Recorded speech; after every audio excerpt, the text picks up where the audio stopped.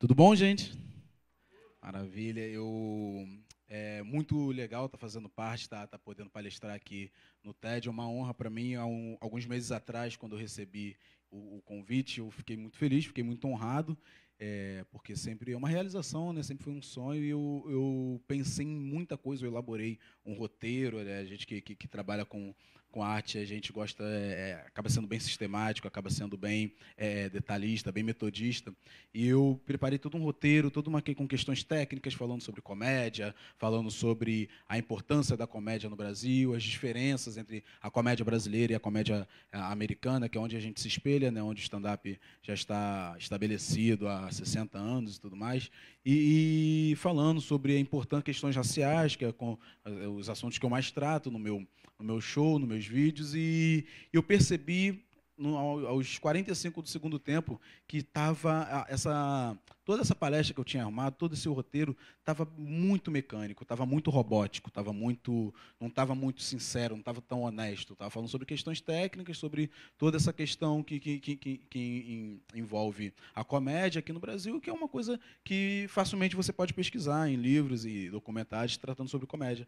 E não estava real, não estava sincero, não estava pessoal. E eu acho que um dos motivos de eu ter sido chamado para palestrar no TED era justamente poder tratar sobre a minha experiência, minha curta experiência na comédia, sobre essa questão minha, sobre como eu posso tratar, como eu posso levar isso, sobre a intolerância, sobre o racismo, sobre qualquer outra coisa que eu trate no meu show, que eu falo sobre muitas coisas. Então, eu quero começar falando com vocês sobre a comédia no Brasil. Funciona. A primeira intenção nossa como comediante é sempre o riso, sempre o riso. O comediante ele se distancia quando ele faz uma piada, ele se distancia daquela realidade por alguns segundos e ele pega a piada, seja qual for a piada, o objeto dessa piada, e trata daquilo tirando do contexto social e colocando no contexto artístico.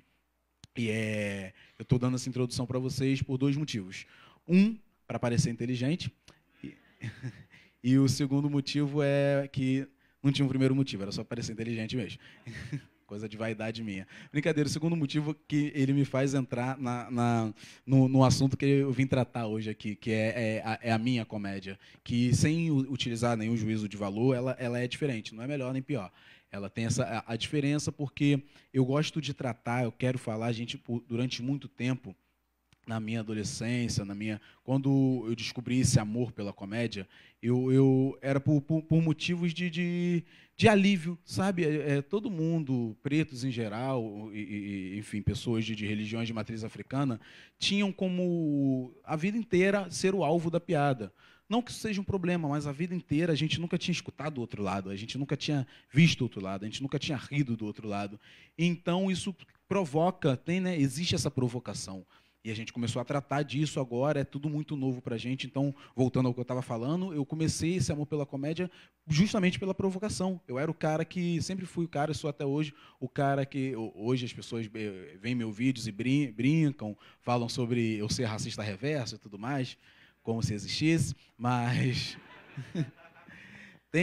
Existe isso. Eu sempre fui o cara que chegava na praia, sei lá, seja com a minha família, seja com amigos pretos, chegava na praia e um cara riquinho puxava o chinelo, vamos supor.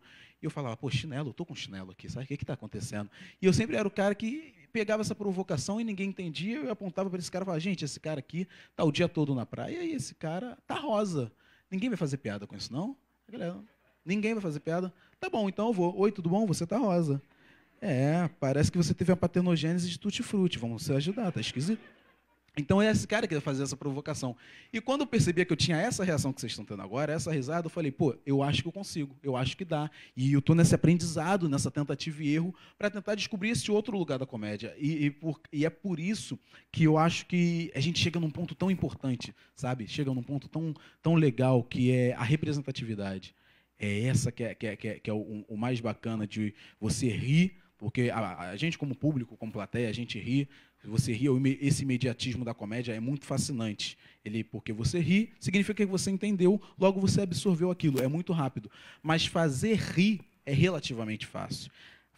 Agora, você sorrir, você chegar num show, por exemplo, fazer um show como eu faço com o projeto que eu faço parte, e você vê 90% da plateia preta, entendeu? Nada contra a gente branca, tenho até amigos que são, mas você vê uma plateia preta, é muito legal você saber que a gente está ocupando esses espaços, você sair do show e ter uma pessoa, ter sei lá, uma menina universitária, preta, ativista de 25 anos, que foi no seu show uma vez e gostou e saiu do seu show, não só com a sensação de alegria que o show proporciona naquele contexto de teatro, naquele contexto de bar, ou seja lá o que for, com uma sensação de, caramba, que legal, teve uma coisa além aí, eu estou saindo com um sorriso aqui, eu estou pensando sobre esse show ainda, eu estou conversando sobre esse show, estou falando com amigos sobre esse show, e essa universitária, ela leva, no próximo show, ela leva a mãe dela, sabe? Ela leva o pai dela, que nunca tem 60 anos, 65 anos e nunca tinham ido ao teatro.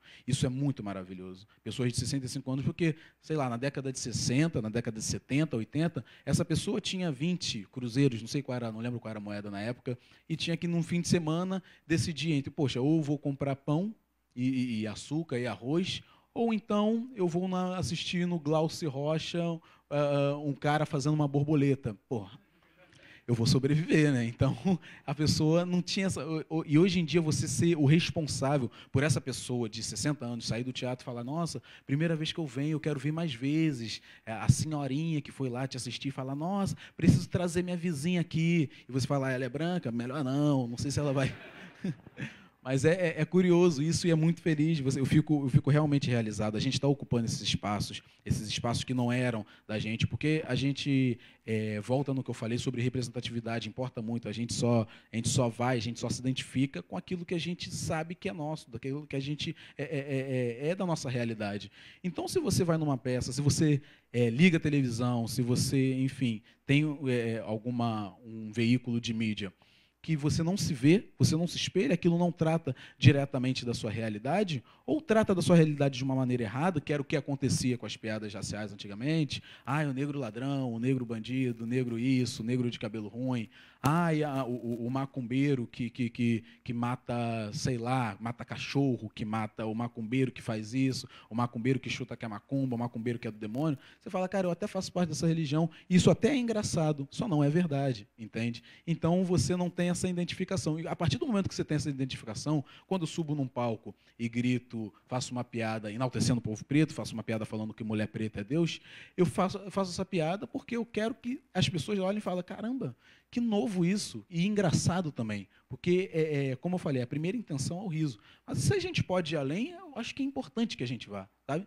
Então, eu quero trazer essa realidade, porque se eu chego no palco, subo falando mulher preta é Deus, eu quero que ter um pouco de sorriso com autoestima, que a gente não teve, que foi roubada da gente, como várias outras coisas foram roubadas da gente.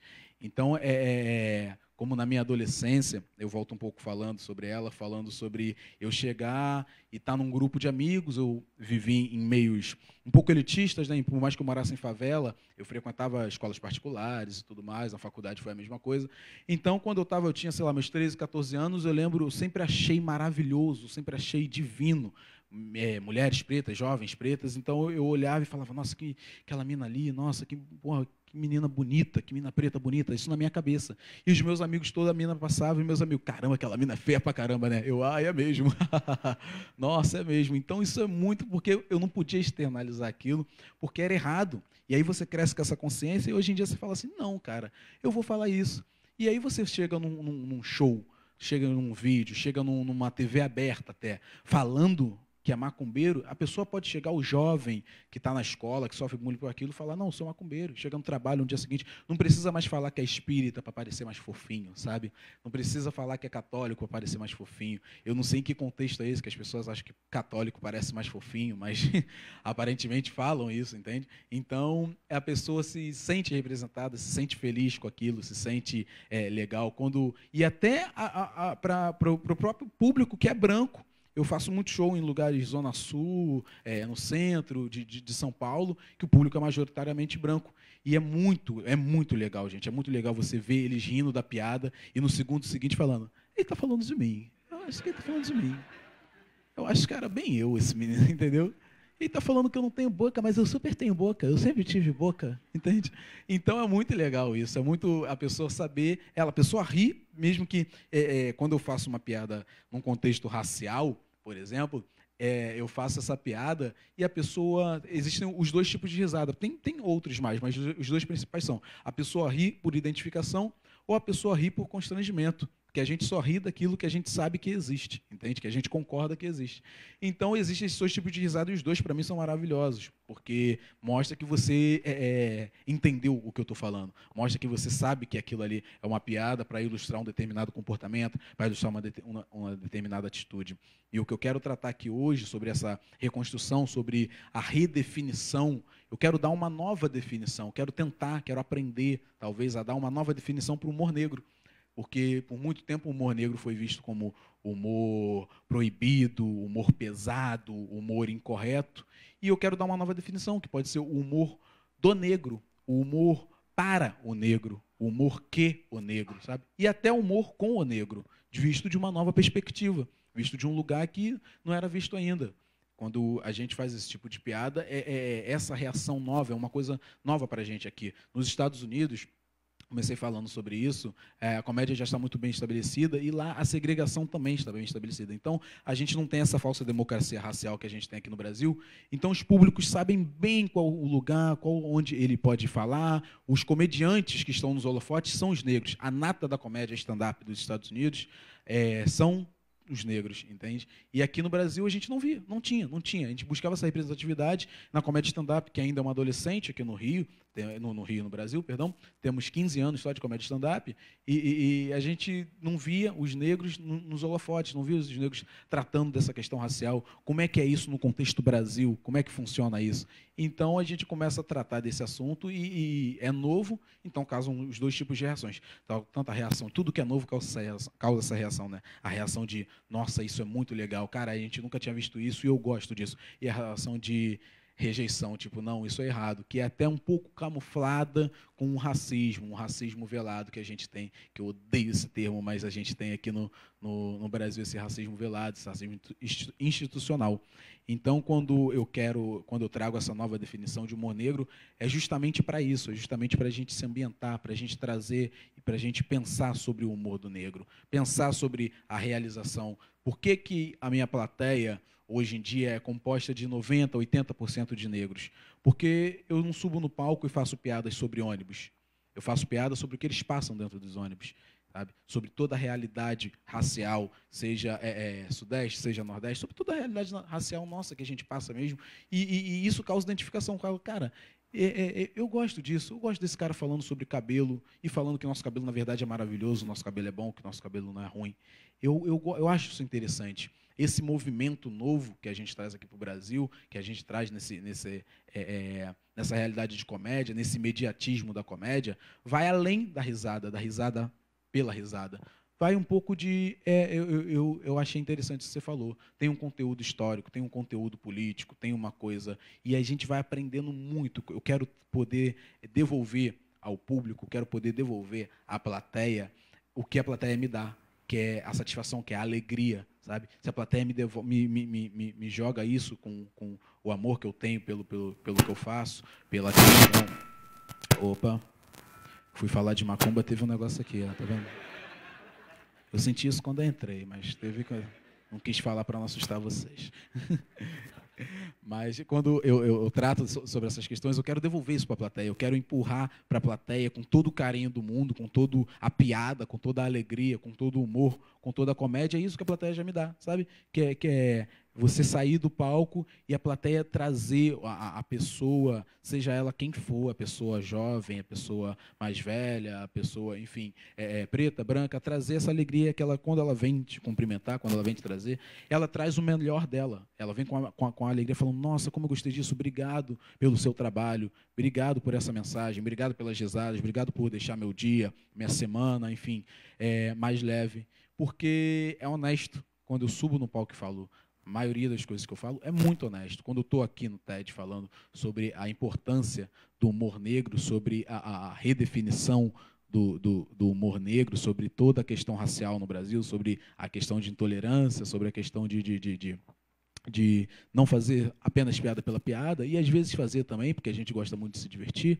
né? Como diz o povo brasileiro, é um povo feliz, é um povo alegre, não sei porquê, mas a gente é, e que continue sempre sendo, mas é importante isso. Então, eu quero poder devolver isso, eu quero poder trazer isso para a gente, eu quero poder entender mais, eu quero poder aprender mais sobre a comédia no Brasil, sobre todas as questões do Brasil, fazer piada sobre todo tipo de coisa, fazer piada sobre meu filho, fazer piada sobre a família, fazer piada sobre política, fazer piada sobre corrimão de escada, seja lá o que for, entende? Mas que em todas essas tem o conteúdo da risada, que tem o conteúdo de você sorrir além de rir, de você sorrir além de gargalhar, de você transmitir além, tudo muito além, sabe? Como eu disse para vocês, eu estou muito feliz de estar aqui. Eu quero que todos riam, todos se divirtam. Eu quero que o negro ria, que o negro gargalhe, sabe? A gente tem esse lugar por direito, que o negro ria, que o negro sorria, que o negro gargalhe, que o negro chore, mas que seja de rir.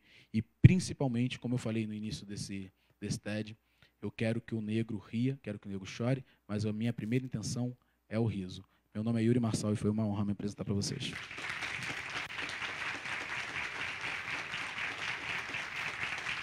Muito obrigado, muito obrigado.